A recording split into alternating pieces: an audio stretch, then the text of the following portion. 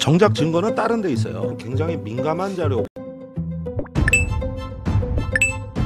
한국일보의 단독 보도입니다. 올해 4월 10일, 7월 22일 사령부서 독대를 했다는 내용인데, 이 건은 김종대 전 의원이 2주 전에 이미 폭로하셨던 부분이죠. 보통 김 전 의원이 유튜브에서 얘기하면 빠르면 2주, 늦으면 한 달 뒤에 나옵니다. 그런데 이번에 또 의미심장한 발언을 하셨습니다. 이래서 용산이 난리를 쳤습니까? 중요한 영상 보시고 이어가 보겠습니다. 정작 증거는 다른 데 있어요. 그게 이제 국방부 조사본부의 중요한 진술들이 요즘 나온 걸로 알려져 있어요. 외압을 받았다는 증거예요. 네. 이게 지금 나왔고, 네. 그 박진희 당시 이종석 국방부 장관 군사보좌관의 업무 수첩이 나왔는데, 네. 여기에 깨알같이 적혀 있는 거예요. 그러면은 메인 증거는 이런 어떤 그 법원에 제출 가능한 증거는 이런 것들이고, 통신 기록은 그때 정황을 알려줄 수 있는 하나의 참고 자료인 거고, 이건 증거물이 아니에요. 그런데 왜 민감할까 하는 거는 이 문제가 아니라는 거예요. 거기 그 대통령의 개인폰에 이제 통화 상대방들이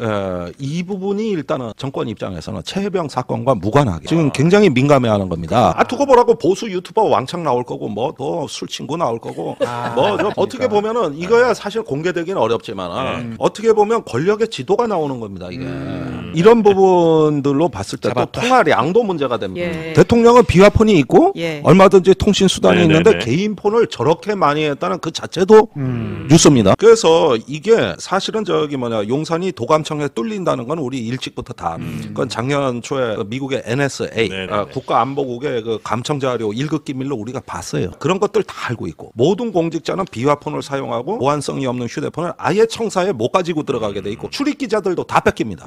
근데 오직 한 사람은 여기서 예외였다. 이것도 사실은 중요한 국정의 문란함이지만 여기에서 이제 그 사인들이 많이 등장하게 되는 경우, 이럴 경우에 그 시간대와 통화량 같은 거는 굉장히 민감한 자료고. 누구랑 통화했는지 그거 공개돼 있어요? 네, 이러니까 물타기를 하려고 검찰이 움직이기 시작했습니다. 그리고 이 부분은 너무나 뻔히 보이는 꼼수라서 여러분들께 보고드립니다. 제 의견을 들으시고 솔직한 심정을 댓글로 부탁드립니다. 검찰이 문재인 전 대통령 부부의 계좌 거래 내역에 대한 압수수색 영장을 발부받아 자금 흐름 내역을 분석하고 있다고 합니다. 보도에 따르면 전 사위가 취직하여 대통령 부부가 딸 가족에게 지원하던 생활비가 끊긴 시점을 계산해 문 전 대통령에게 뇌물 혐의를 씌울 수 있다는 것입니다. 전형적인 노무현 대통령께 했던 수사 방식입니다. 아니, 수사만 자그마치 4년째입니다. 4년 동안 전 정부 인사들을 줄줄이 소환하고 탈탈 털었지만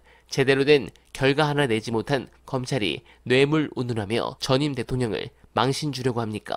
검찰의 문재인 전 대통령 부부에 대한 계좌 추적은 김건희에게 무혐의 처분을 안겨주기 위한 물타기 수단으로 의심할 수밖에 없습니다. 야권에 대한 정치보복 수사에는 수단 방법을 가리지 않으면서 김건희에게는 황제 조사로 고개를 조아리기 바쁜 검찰의 굴종적 행태에 기가 찹니다. 그리고 이런 부분을 우리 민주진영은 잊지 말아야 합니다. 문통이 재임 시절 개혁에 주저했다 라는 것은 이제 우리 진영 내에서도 많은 분들이 공감하십니다. 윤석열이 반란을 일으키고 2년 반 뒤에 대권을 잡았는데 그 부분으로 나라가 망해가고 있습니다. 앞으로 민주당의 대권을 노리는 정치인들은 잊지 말기를 바랍니다. 기득권 적폐들을 제대로 청산할 자신이 없으면 대권을 노리지 않기를 바랍니다. 다시는 이런 사태가 발생하지 않길 간절하게 바라면서 어나바는 오늘도 최선을 다하겠습니다. 여러분 고맙습니다.